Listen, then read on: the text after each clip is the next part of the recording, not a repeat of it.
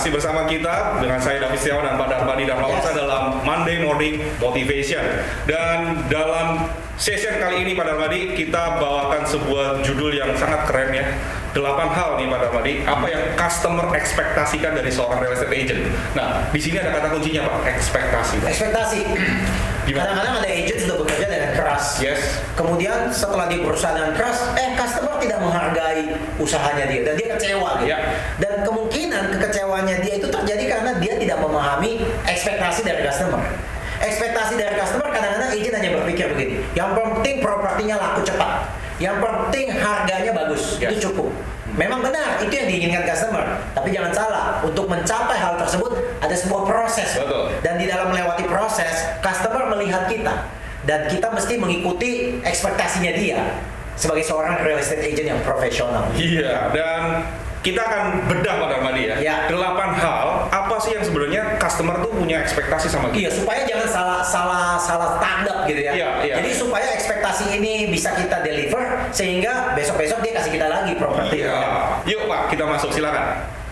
Jadi customer di sini kita gambarkan sebagai bisa aja pemilik properti, bisa aja juga pembeli. Pembeli, Ya, Pak. ya. Nah, masing-masing customer kita itu mengharapkan kita mempunyai komitmen yang tinggi, Pak. Ya, kenapa komitmen yang tinggi? Saya banyak sekali melihat agent properti setelah dapat listing dari customer gitu ya, menghilang dia, Pak. Dihubungi susah, ya. Follow up nggak pernah ada, Pak. Ya, tiba-tiba customer udah nggak ditolong, customer tiba-tiba dapat customer pembeli Pak. Akhirnya closing. Dia Pas muncul. di notaris muncul dia Pak. Aduh, ini kayak tukang parkir gelap ya Pak ya. Ya waktu kita datang dia nggak ada, pas waktu kita mau keluar dia nongol gitu Pak ya. Kesel nggak sih ke customer Pak? Kesel pasti, Pak. Kesel gitu ya. Waktu dicari nggak ada, pas waktu nggak dicari nongol minta duit gitu ya. Nah kita mau nanya nih, agent properti ini punya komitmennya tinggi seperti apa sih Pak? Mungkin komitmen di sini nih kalau bisa saya lebih terjemahkan lagi mungkin dalam hal berkomunikasi nih Pak. Kadang-kadang sudah taken kontrak. Proses untuk taken kontrak perjanjian jasa pemasaran itu butuh waktu nih Pak. Betul. Dan customer mau taken itu karena dia punya ekspektasi dengan kita. Yes. Dia punya harapan dengan Betul. kita ya. Nah setelah dia taken, mestinya harapan itu tidak berhenti di situ Pak. Iya. Ya kan? Mestinya harapan itu dibangun dari perjanjian itu. Betul. Nah ini yang kita tadi bilang. Komitmen apa aja yang dibutuhkan dari agent Pak? Mungkin tadi saya bilang, apakah kita setiap minggu ada waktu untuk melapor? Ya, ada report ya, report berkala ya. Iya, activity apa yang telah kita lakukan. Iya. Walaupun activity itu tidak berhasil, ya kita tetap lakukan gitu Yes, ya. yes. Kemudian kita juga mesti punya komitmen itu, punya kreativitas, memberikan dia banyak suggestion supaya properti itu bisa dilakukan. Bahkan kita juga bisa memberikan sebuah consulting, jangan-jangan properti kompetitor yang ada di luar sana harganya lebih murah dari punya dia. Jadi dia juga harus sadar untuk menyeimbangkan harganya. Nah, komitmen-komitmen seperti begini yang harus dibutuhkan Pak untuk bisa mendapat ekspektasi sesuai keinginan konsumen itu. Pak. Yes, selain komitmen Pak Darmadi. Shortcut. Nah, shortcut ini juga kita tadi ngelihat Pak, bahwa jual properti itu nggak ada yang namanya shortcut gitu ya. Shortcut menurut saya begini ya, paling gampang adalah ingin menggampangkan segala cara. Banyak agent properti modalnya hanya satu Pak kalau jual properti. Apa itu? Spanduk Pak. Padahal- Modal 30.000 ya, propertinya 5 miliar Pak. Kalau komisi 3% itu 150 juta Pak. Modalnya 30.000 Pak. Ya, modalnya 30.000. Jadi dia pengennya hanya spanduk, nggak mau keluar yang lain Pak. Oh. Jadi setelah spanduk udah dia diem. Jadi kalau customer tanya, kamu udah pasarin properti saya? Udah Pak, lihat aja spanduk saya. Ya, Cuma jadi, itu aja. Iya, udah aja shortcut gitu ya. Dan kadang-kadang nih Pak, waktu ketemu calon pembeli, dia tidak melakukan pre-qualifying terhadap calon pembeli. Oke. Biasanya akhirnya calon pembelinya mentah gitu. Iya. Ya orang-orang yang nggak serius, orang-orang yang sebenarnya tidak kredibel, diajak ketemu dengan penjual. Jadi akhirnya penjual kesel nih ya. Orang ini tidak melakukan sortir dulu gitu. Dia nggak filter dulu. Iya, demikian juga ketika ketemu dengan pemilik properti, ya harga properti yang diajukan oleh pemilik properti tidak dipelajari dulu, tidak dikuasai dulu, sehingga ketika pemilik properti memberikan listingnya overpriced, ya dia terima aja, dan akibatnya properti ini tidak bisa terjual. Bahkan properti ini membantu properti lain terjual. Ya, bisa jadi tuh. Iya. Oke, jadi komitmen tadi kemudian nggak ada shortcut ya. Nggak ada shortcut, jadi dia nggak melakukan sebuah pemasaran yang sistematis, pengennya gampang, pengennya murah, pengennya cepat, dan kita tahu pekerjaan seperti begitu mah tidak akan mendapatkan hasil yang luar biasa. Yes, baik. Yang ketiga Pak Darmadi. Nah, yang ketiga ini ekspektasinya adalah jadi agent kita tuh mesti fleksibel dan dinamis, Pak. Kadang-kadang kita ketemu dengan pembeli yang terpentok dengan KPR, umpama Ya, gitu ya. ya. KPR tidak disetujui. Nah kalau satu bank tidak menyetujui KPR-nya, apa kita menerima nasib?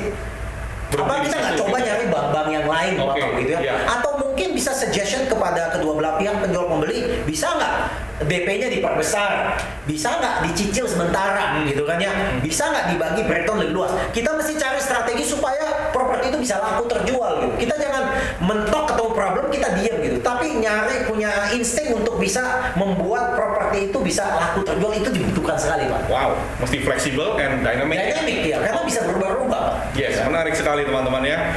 Oke, yang berikutnya Pak. Nah, be on time ini kelihatan sepele ya, tapi baik penjual maupun pembeli properti itu mempunyai ekspektasi yang tinggi dengan waktu, Pak ya.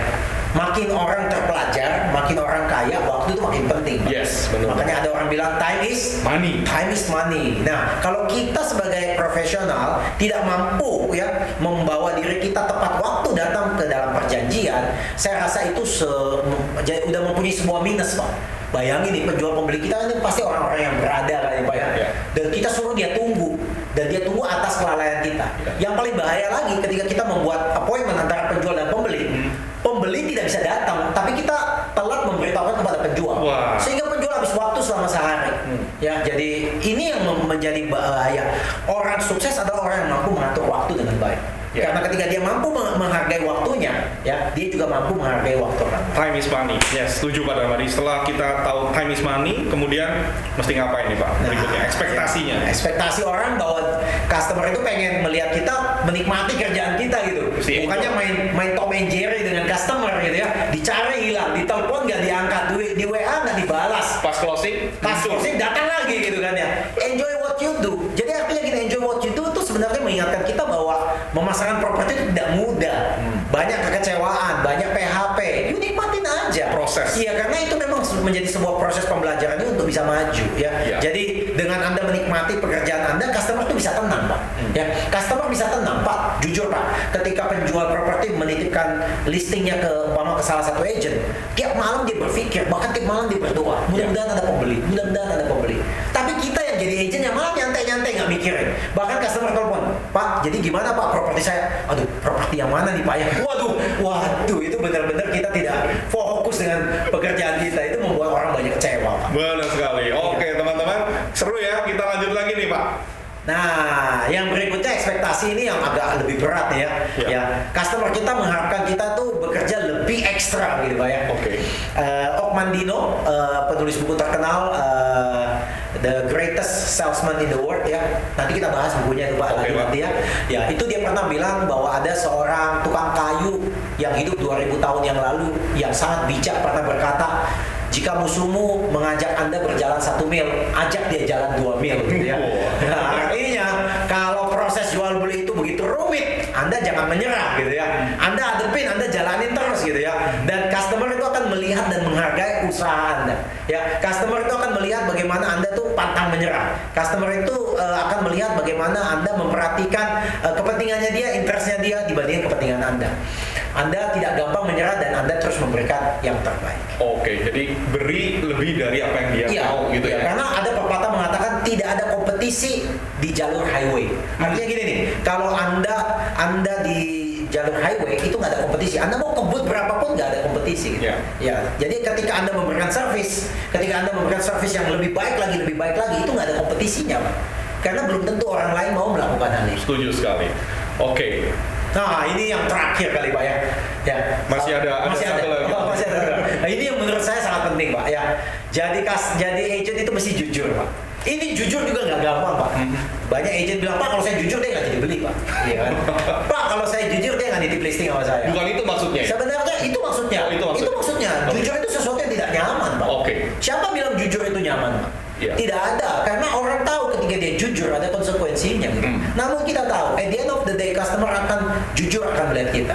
Jadi kalau kita bilang propertinya bagus ya memang harus ada buktinya bagus. Kalau kita mengatakan propertinya nggak bagus, kita harus katakan gitu ya. Kita jangan menjual kayak kucing dalam karung gitu. Customer kita ketika beli properti setelah beli baru sadar ada kelemahan yang tidak kita kasih tahu pada padahal kita tahu. Iya. Jadi maksud saya jadi seorang profesional kita mesti jujur apa adanya.